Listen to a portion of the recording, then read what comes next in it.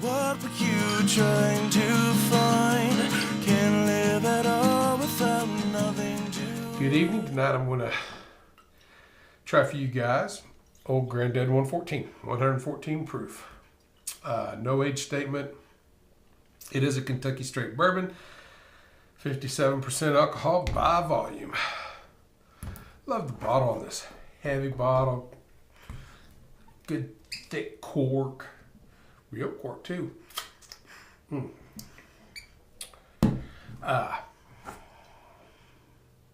the packaging. Love the design on it. It's not very expensive. I paid, I want to say $22.99 for it. Local liquor store. I didn't have to go looking for it.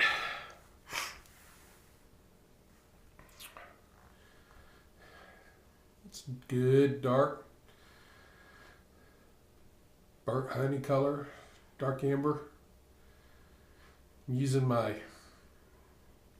Kalmbacher Pils glass. It's a German beer glass. I got all kinds. I have all kinds of stuff I brought back from Germany with me. Always like the little handle on it. I'm using this instead of a Glencairn because it's a very spirity alcohol, and Glencairn concentrates a little too much for my nose. I'll read you just a little bit about what I know about it. Granddad. It's a Jim Beam product. It's named after Basil Hayden Sr., and Jim Beam makes another product called Basil Hayden's, and it's a more premium brand, and I think it uses the same mash bill as the Old Granddad, but don't quote me on it. First distillery for the Hayden family was 1840. It's one of the few that survived Prohibition by making medicinal whiskey. In 1987, it was sold to Fortune Brands, which then becomes Beam Incorporated. It's kind of a brief summary there. I've got 1 ounce of water to go with this.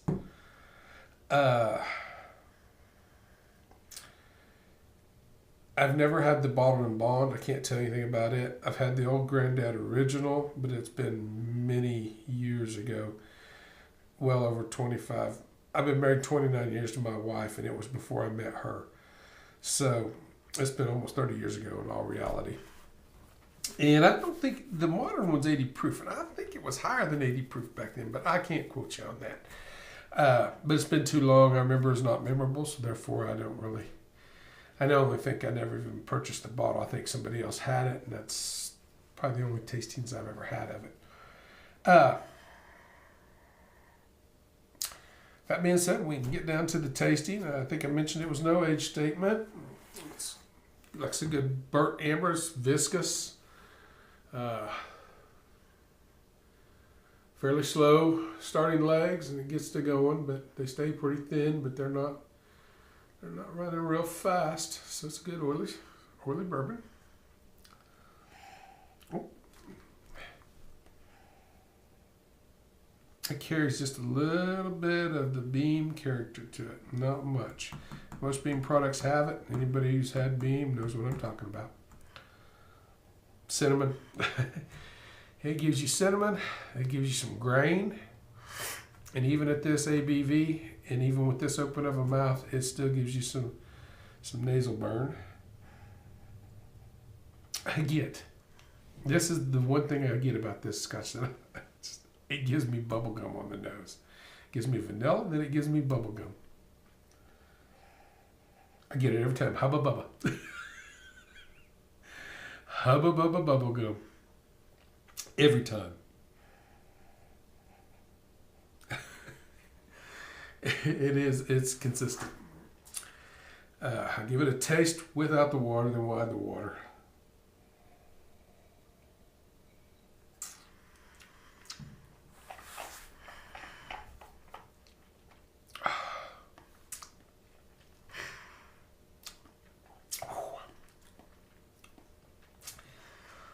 This one brings cinnamon in spades. If you ever wondered what a cinnamon bourbon tasted like, this is a prime example. It brings cinnamon in spades. Backs it up with some vanilla. I still get the bubble gum, but the bubble gum comes in the aftertaste, in the very finish. It's a good solid mouth coating, complete mouth coating. It sparks. I don't use that term very rarely, even in my notes. I don't think I've ever used it in a review before, but this one sparks.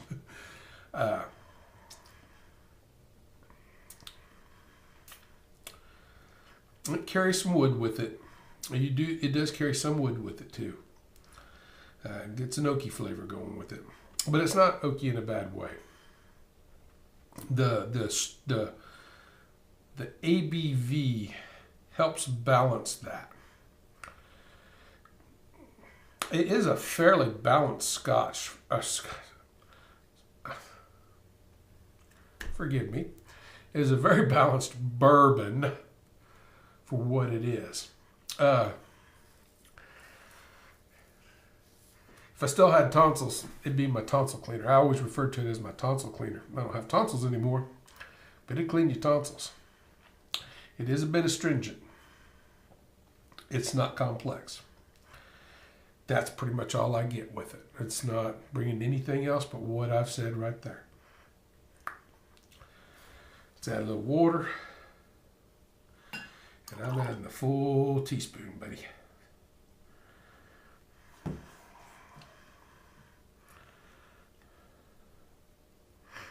I don't know if it says lot number 1 on the back too, which I think's interesting. I don't know exactly what that means.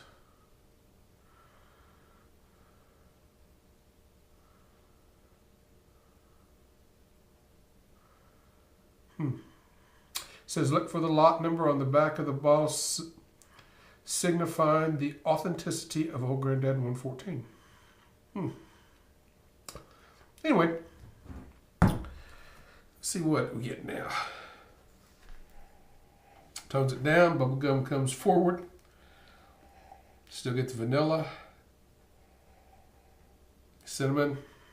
A little sweetness is making its way in. Think of vanilla pudding and the sweetness. But it's still bringing alcohol. You're still getting the spirit.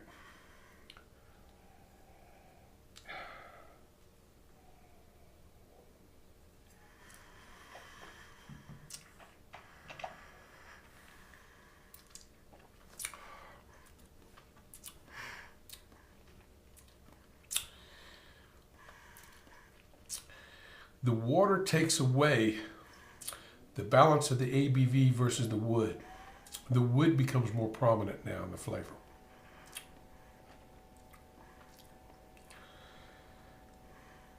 In reality, I'd have to say, at its ABV, in this particular lot, I don't know if there's any more, but any others, but the ABV balances the wood out. When you lower that ABV, it starts getting a more woody flavor to it.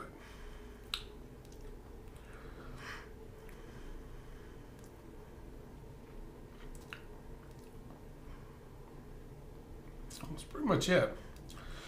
There's a little sugar candy, basic sugar, just sugar candy, just the little sugar candies you get, the little white ones. That's it.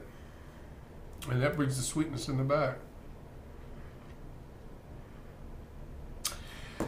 That's about it with this one. This is not a very complex. You're not getting a lot of other stuff with it. You still get the bean character, which is in the yeast, and it gives you that little yeasty flavor to it. You still get the grain. You still get the corn. You get the rye. You can taste those, but they're nothing. It's nothing advanced. But the cinnamon, it's a solid cinnamon flavor for me. I mean, that's personally. I'm going to give it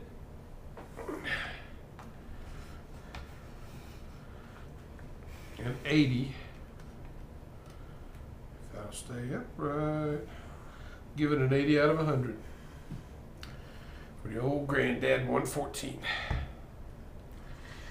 And with that, fellas, got gals and guys, I'll sign off, and remember, the spirit in the glass is not running from you. Take your time, sip it, and enjoy it.